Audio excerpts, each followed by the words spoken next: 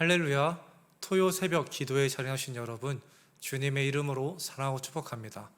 오늘의 본문 말씀은 욥기 1장 13절부터 22절까지의 말씀입니다. 저는 오늘의 말씀을 묵상하며 원망이 아닌 감사에 대해서 묵상하게 되었습니다. 여러분은 어떤 고민과 어려움을 가지며 살아가실 것입니다. 이런 원망과 어려움은 큰 어른이 아니라 유치원을 다니는 아이들도 각자만의 소중한 어려움을 지니며 살아가고 있습니다. 사람들에게 걱정이란 그 크기의 차이만 있을 뿐, 남들이 보기에 중요도의 차이만 있을 뿐, 우리는 자기 자신에게 소중한 걱정과 어려움을 가지며 살아갑니다. 하지만 우리는 어려움을 당하는 자신의 모습에 취해 머물러 있거나 자신이 처한 그 상황에 대해 원망해서는 안 됩니다. 우리는 어려움을 마주하였을 때 오늘 욥기에 나오는 내용처럼 원망이 아닌 감사를 할 줄 알아야 합니다. 오늘의 말씀에는 큰 어려움을 겪었음에도 원망하지 않고 감사로 이겨낸 대표적인 인물이 등장합니다. 그 사람의 이름은 바로 욥이었습니다. 성경에서 욥에 대해서 설명하기를 욥은 그 지역에서 제일 가는 부자였다라고 이야기합니다. 욥이라는 사람의 재산은 양 7,000마리, 낙타 3,000마리, 소 5,000마리, 암나귀 500마리라고 성경은 이야기합니다. 이러한 욥의 수많은 재산들을 보기에 우리가 얼만큼 그가 많은 부를 지녔는지 잘 체감되지 않지만 이것을 누가 계산해 준 것을 찾아보니까 양은 약 7억, 낙타는 30억, 소는 20억, 암나귀는 5억 정도 된다고 합니다. 오늘이야 건물과 토지의 가치가 올랐기 때문에 가축들의 가치가 상대적으로 낮아져 있지만 그럼에도 욥은 대략 오늘날에 60억 정도 되는 가축을 재산으로 가지고 있었습니다. 근데 당시 시대를 생각해 봤을 때 이 가치는 더욱더 높은 가치였을 거라고 생각이 듭니다. 또한 여기서 끝나는 것이 아니었습니다. 욥의 집에는 수많은 종들이 살고 있었는데 오늘로 치자면 욥은 대기업 회장님처럼 수많은 직원을 두고 있었던 것입니다. 결과적으로 욥은 수평동이나 경기도에서 잘 나가는 부자 정도가 아니라 대한민국에서 손에 꼽히는 그런 부자였던 걸로 우리는 알아볼 수 있습니다. 심지어 욥은 부자이기만 했던 것이 아니라 흠이 없고 정직한 사람이었으며 악한 것들을 미워하며 하나님을 경외할 줄 아는 사람이었다라고 성경은 설명하고 있습니다. 어느 날 사탄은 성경에서 의롭다고 표현하는 욥을 보고선 하나님께 이런 이야기를 합니다. 하나님, 저 의롭다고 하는 욥은 자기가 지금 잘 살고 있으니까 하나님 잘 섬기고 있는 거 아니에요? 그 사람 망하면 하나님 찬양 안 할걸요? 이렇게 이야기합니다. 그러자 하나님은 욥을 테스트해보겠다는 그 요청을 허락하시고 한번 네 마음대로 해봐 라고 말씀하십니다. 그렇게 시간이 흘러 욥의 첫 번째 아들, 첫째 아들의 생일이 다가왔습니다. 욥의 자녀들은 첫째의 생일을 축하하기 위해서 여러 곳에서 모여서 함께 식사할 자리를 가졌습니다. 가족 누군가의 생일을 맞이하여 온 가족이 모여 함께 축하해주는 모습이 얼마나 평화로운 모습인지 우리는 상상해 볼 수 있습니다.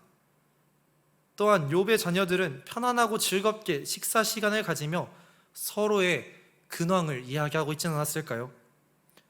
근데 이런 날 집에서 쉬고 있었던 욥에게 한 종이 찾아옵니다. 종이 급하게 다가와 이렇게 이야기합니다. 우리는 서로 밭을 갈고 있었고 나귀는 주변 목초지에서 풀을 뜯어먹고 있었습니다. 그런데 갑자기 스바 사람들이 우리를 기습하여 소와 나귀를 다 뺏어가고 다른 종들을 죽였습니다. 그래서 나만 이렇게 간신히 살아나와 주인님께 욥에게 보고하러 왔습니다. 방금 들은 이야기처럼 스바 사람들의 그 기습을 받았던 욥의 종은 한 사람을 제외하고 모두 죽게 되었습니다. 욥은 자신이 가지고 있었던 소와 나귀를 모두 약탈당하게 되었습니다. 죽을 위기에서 간신히 살아나온 이 종의 모습은 아마 피투성이었을 것입니다. 이 종이 자세하게 그 사건의 내막을 설명하기도 전에 욥은 이미 이 상황의 심각성을 짐작하고 있었을지도 모릅니다. 대략적으로 종의 이야기를 들었을 때 욥은 최소 25억이라는 재산을 손해보았습니다. 그런데 여기서 멈추면 좋을 텐데 여기서 끝나는 것이 아니었습니다.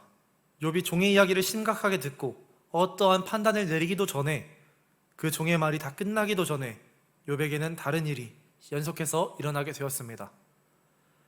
두 번째로 한 종이 나와 이렇게 이야기합니다. 하늘에서 하나님의 불이 내려와 양떼와 종들을 모조리 태워 죽였습니다. 나는 그 속에서 간신히 살아나와 주인께 보고하러 왔습니다. 또 어떤 종이 다가와서 이야기합니다. 갈대아 사람들이 갑자기 우리를 기습하여 종들을 죽이고 낙타를 모조리 끌고 갔습니다. 그래서 저만 이렇게 살아나와서 주인께 보고할 수 있습니다. 한 마리도 아니라 이 7,000마리나 되는 양들을 번개가 모두 잡아삼켰습니다. 양들을 돌보고 있었던 그 종들도 함께 죽었습니다. 또한 저쪽에서는 어떠한 강도들을 맞이하여 자신의 낙타와 그 종들을 모조리 죽였습니다. 이제 욥에게는 남은 재산이 없습니다.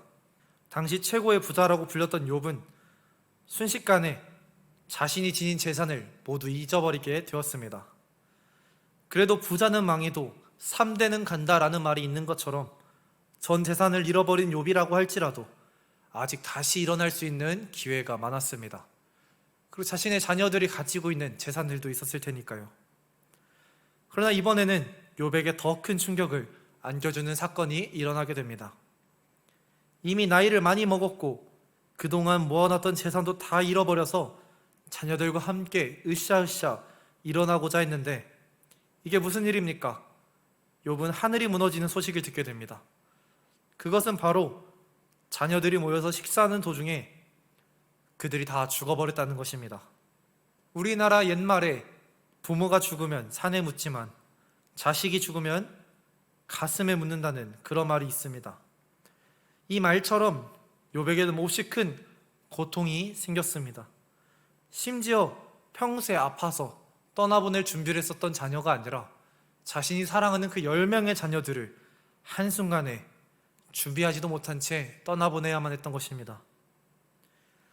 그동안 있었던 재앙은 물질에 관한 재앙이었습니다.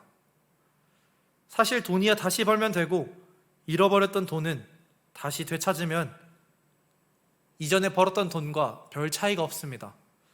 하지만 자녀들은 다시 갖게 된다고 해도 이번에 떠나보낸 이 10명의 자녀와는 다른 자녀가 됩니다. 이 10명의 자녀는 전혀 똑같지 않습니다. 이제 진짜로 욥에게 남은 것은 아무것도 없었습니다. 이러한 욥의 마음을 누가 알아줄 수 있을지 우리는 알 수 없습니다. 만약 저에게 이런 욥의 상황이 나타났다면 저는 아마 첫 번째 상황을 맞이하자마자 기절해버렸을지도 모릅니다. 여러분의 삶 속에서도 자신이 투자했던 주식이 자고 일어나니까 휴지 조각이 되어 있고 내가 투자했던 건물이 지진을 맞이해서 다 무너져 내리고 어렵게 돈을 모아서 전세 계약을 했는데 전세 사기를 당해서 한 푼도 건질 수 없다면 여러분은 그 순간에서도 하나님을 찬양할 수 있겠습니까? 어쩌면 우리는 삶의 유혹이 확 꺾여버린 채로 하나님을 원망하는 삶을 살아갈지도 모릅니다. 그러나 욥은 갑작스럽게 다가온 어려움 속에서 하나님을 원망하거나 하나님을 떠나는 그런 선택을 하지 않았습니다. 욥은 그 즉시 하나님 앞에 엎드려 이렇게 이야기합니다. 내가 태어날 때 아무것도 가져온 것이 없으니 죽을 때에도 아무것도 가져가지 못하리라. 주신 자도 여호와시요 가져가시는 자도 여호와시니 여호와의 이름이 찬양을 받기 원하노라. 물론 욥도 이겨낼 수 없을 정도의 큰 고통을 맞이하여 자신의 머리를 밀었습니다. 자신이 입고 있었던 옷을 찢어버렸습니다. 그러나 그런 상황 속에서 욥은 하나님을 원망하지 않았습니다. 오히려 하나님께 그동안 자신이 받아왔던 그 은혜들을 생각하며 하나님께 찬양합니다. 자신이 처한 이 상황을 해결할 수 있는 분은 오직 여호와 하나님이시라는 것을 기억하고 있었습니다. 그래서 욥은 다시 하나님께 은혜를 구합니다. 우리는 살아가면서 많은 어려움을 마주합니다. 하지만 그러한 상황 속에서 우리는 욥처럼 감사를 찾아낼 수 있어야 합니다. 물론 그 상황 속에서 감사를 찾는 것은 몹시 어렵습니다. 이런 충격 속에서 우리는 다른 것을 바라볼 여유를 갖지 못합니다. 어떤 시선을 돌리기가 어렵습니다. 하지만 우리가 그 절망 속에 빠져 있는다고 할지라도 그 문제가 해결되진 않습니다.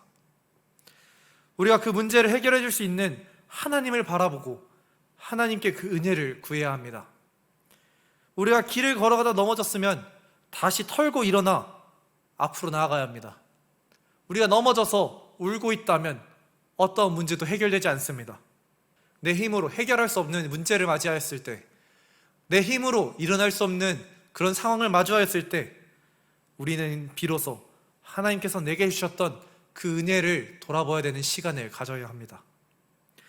내가 지금까지 서 있는 것은 하나님의 은혜였습니다. 우리가 나아갔던 모든 순간은 다 하나님의 은혜였습니다. 제가 참 좋아하는 찬양이 하나 있습니다. 저희 학교 교수님이 지으신 은혜라는 찬양입니다. 이 찬양의 가사를 다 이야기할 수는 없지만 이 찬양에선 이런 이야기를 합니다.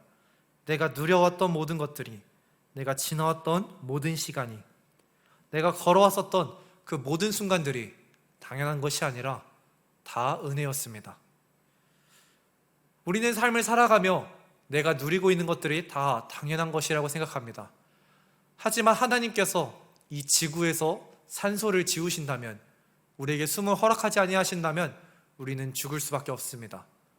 우리가 당연하게 느꼈던 것들이 다 당연한 것들은 아니었습니다. 우리가 지금 이 순간 누리고 있었던 모든 것들, 욥이 이렇게 부유할 수 있었던 것들, 우리가 오늘 사랑하는 사람들의 얼굴을 볼 수 있었던 것들, 다 하나님이 우리에게 허락하신 은혜입니다. 우리가 이것을 기억하며 우리 삶 속에 어려움을 마주하였을 때 하나님을 원망하는 것이 아니라 그동안 나에게 주셨던 하나님께 감사를 올려드리는 우리가 되었으면 좋겠습니다. 오늘 말씀에 나타난 욥은 자신의 복의 근원이 어디에서 나온지 알고 하나님을 원망하지 아니하며 오히려 하나님께 감사 찬송을 올려드렸습니다. 제가 아까 말씀드렸던 은혜라는 그 찬양의 가사처럼 우리가 누리고 있었던 모든 것이 당연한 것이 아니라 하나님께서 우리에게 주신 은혜였음을 기억하며 오히려 감사 찬양을 올려드릴 수 있는 여러분이 되시기를 예수님의 이름으로 기도드리겠습니다.